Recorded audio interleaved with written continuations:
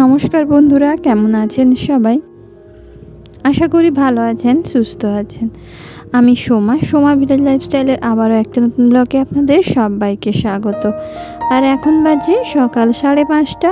এখন থেকেই আপনাদের সাথে নিয়ে আজকের ব্লগটা শুরু করছি। আশা করি পুরো ব্লগটা আপনাদের ভালো লাগবে।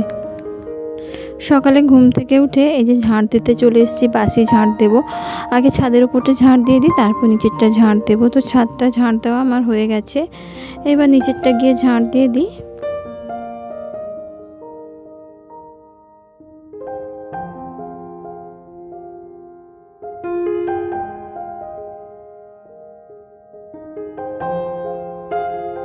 এই যে ছাদটা ঝাড় দেওয়া কমপ্লিট করে নিচে চলে এলাম, আর তারপর রান্নাঘরটাও ঝাড় দিয়ে দেব, তারপর বাইরেরটা ঝাড় দেব।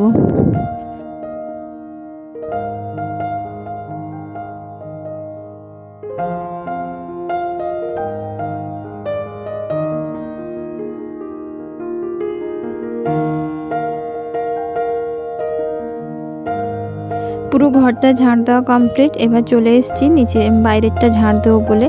বাইরেরটা ঝাড় দিয়ে দিই, তারপর গিয়ে চা করব।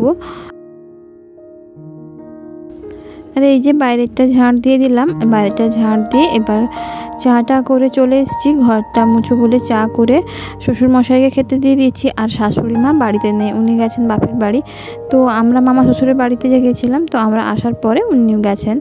তো সেই জন্য শুধু শ্বশুরমশাইকে চা আর ছাতু করে দিয়েছিলাম, উনি খেয়ে চলে গেছেন। তারপর আমি এসেছি ঘরটা মুছে নেব। ঘরটা মুছে নিই, তারপর আমি ঘরটা মুছে নিই না চান করে আসবো। ভীষণ গরমও পড়েছে, তো ভাবছি ঘরটা মুছে নিয়ে চান করে এসে তারপর বাকি কাজগুলো করব।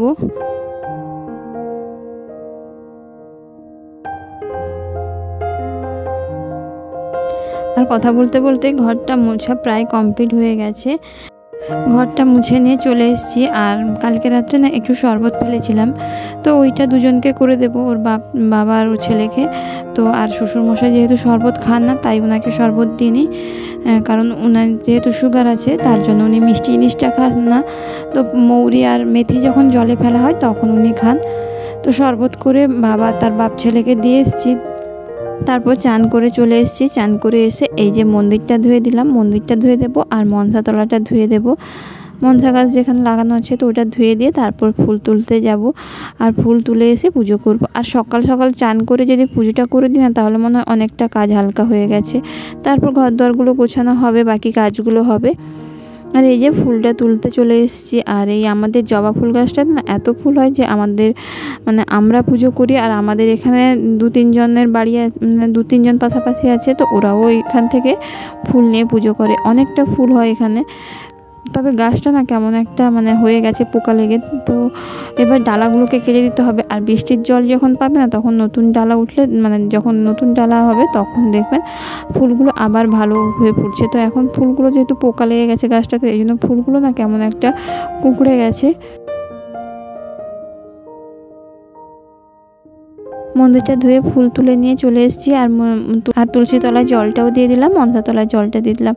এবার বাড়ির পুজোটা করে ভেতরে যে ঠাকুর আছে ওটাও পুজো দিয়ে দিলাম। তো পুজো দিয়ে তারপর চলে এসেছি এই যে রুটি করতে। তো রুটি করা হয়ে গেছে, রুটি আর ছানা। আজকে আর রুটি খাওয়ার কিছু করিনি, কারণ মা তো খাবে না। তো ওরা উঠলে কে কী খাবে জিজ্ঞাসা করে তারপর আমি রুটি করব, মানে খাবার করব।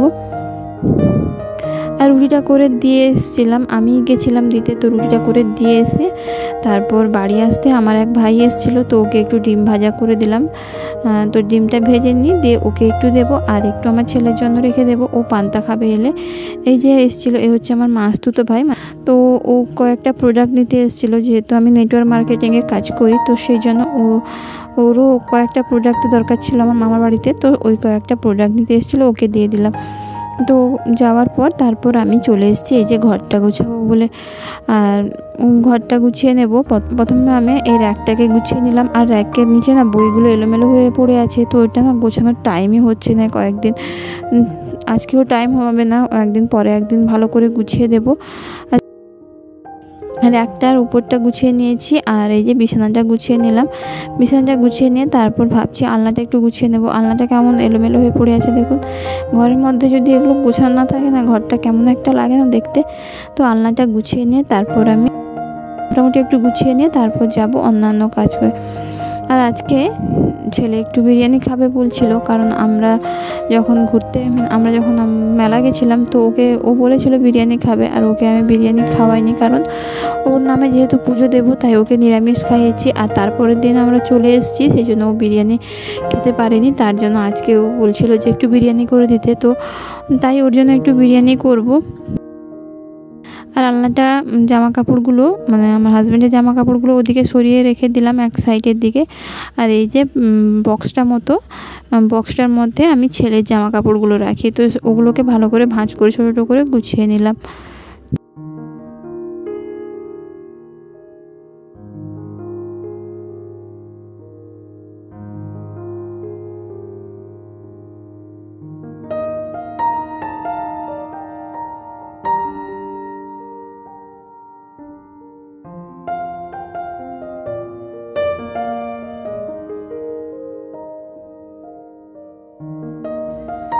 আলনাটা মোটামুটি গোছানো কমপ্লিট হয়েছে। এই যে ঘরটা গোছানো হয়ে গেছে, কেমন লাগছে অবশ্যই কমেন্ট করে জানাবেন। আর যেহেতু ঘরটা গোছাতে দেরি হয়ে গেছে, সেই জন্য ওদিকে জানালাগুলো না প্রথমে খুলেছিলাম, তারপর আবার বন্ধ করে দিলাম, কারণ এত গরম তো, তাই জানালাগুলো যদি বন্ধ করে রাখি ঘরটা একটু ঠান্ডা থাকবে, তার জন্য জানালাগুলো বন্ধ করে দিলাম। আর এই যে মাংস পাঠিয়েছিল, তো ডিম যে ভেজেছিলাম ওটা দিয়ে আমি আর ছেলে পান্তা খেয়ে নিচ্ছি। আর 3টে ডিম ভেজেছিলাম, তো 3টে ডিমে 1টা ডিম ওকে দিয়েছি, আর 2টো ডিম ভেজে আমি আর ছেলে পান্তা খেয়ে নিয়েছি। খাওয়া দাওয়া করে এই যে রান্না করবো চলে এসেছি। আর মাংসটা ছেলে গিয়ে নিয়ে এলো, তো মাংসটা ধুয়ে ভালো করে পরিষ্কার করে নিলাম। এবার সবজিগুলো কেটে নেব।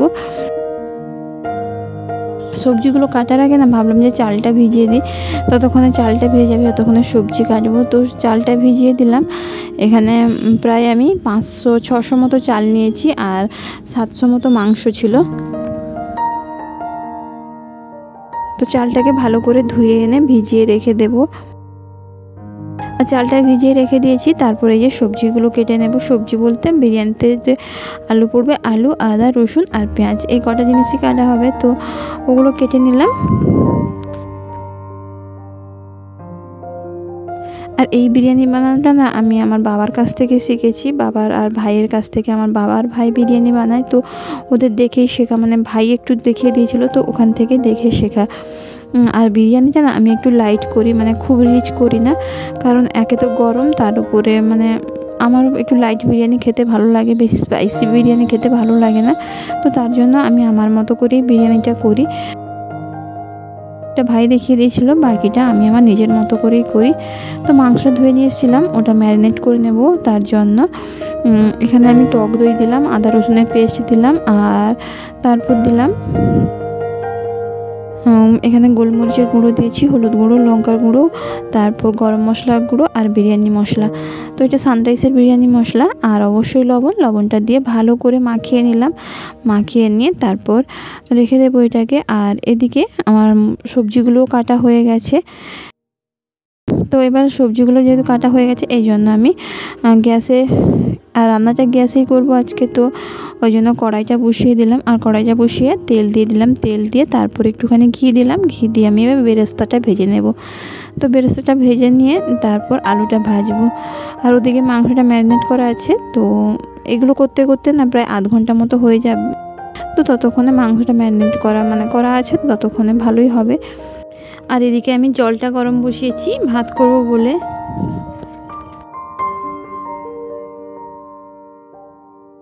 এদিকে আমি বেরেস্তাটা ভেজে তুলে নিলাম, আর এদিকে তারপর আলুগুলো দিয়ে দিলাম। আলুগুলো ভাজা হতে থাক, আর আমি ওদিকে জলের মধ্যে মানে যেটা ভাত করবো বলে বসেছিলাম ওর মধ্যে তেজপাতা, গোটা গরম মশলা দিয়ে দিলাম। আর এদিকে এবার মাংসটা দেবো এর মধ্যে, ম্যারিনেট করা মাংসটা। তো মাংসটা প্রায় আধ ঘন্টা মতো ছিল, কারণ আলু ভাজাটা না আমি কমিয়ে একটু ভেজেছিলাম, তাতে আলুটা সেদ্ধ হয়ে যাবে। ওই জন্য প্রায় আধ ঘন্টা মতো মানে মাংসটা ম্যারিনেট করা আছে। আর ওই তেলেই আমি ওর মধ্যে একটু ঘি দিয়ে তার মধ্যে তেজপাতা, গোটা গরম মশলা আর গোলমরিচ ফোড়ন দিয়ে এই যে ম্যারিনেট করা মাংসটা দিয়ে দিলাম। আর তার একটু পরেই আমি আলুটা দিয়ে দেবো। আলুটা দিয়ে না আলুটা দেওয়ার পর একটু গোলাপ জল আর একটু কেওড়ার জল দিয়ে দেবো, দিয়ে মাংসটাকে কষিয়ে নেব।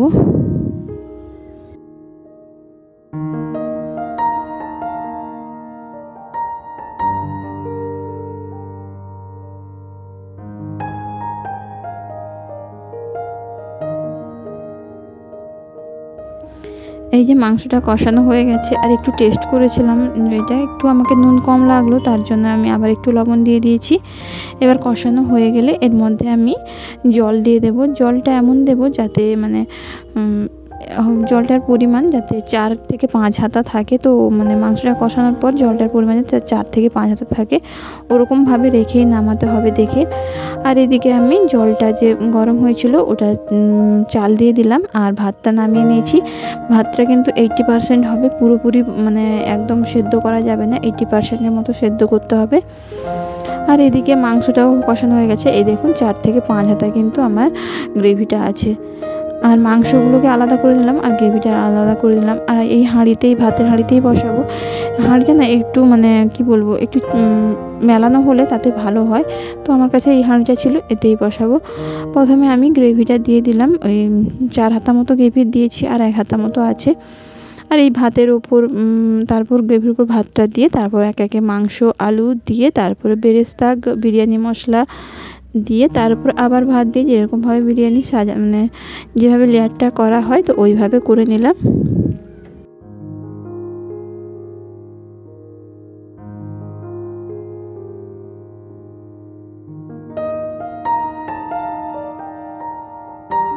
আমি এখানে 2টো লেয়ার দিয়েছি, তার উপরে ভাতটা দিয়ে দিলাম, আর ভাতটা দিয়ে তার উপরে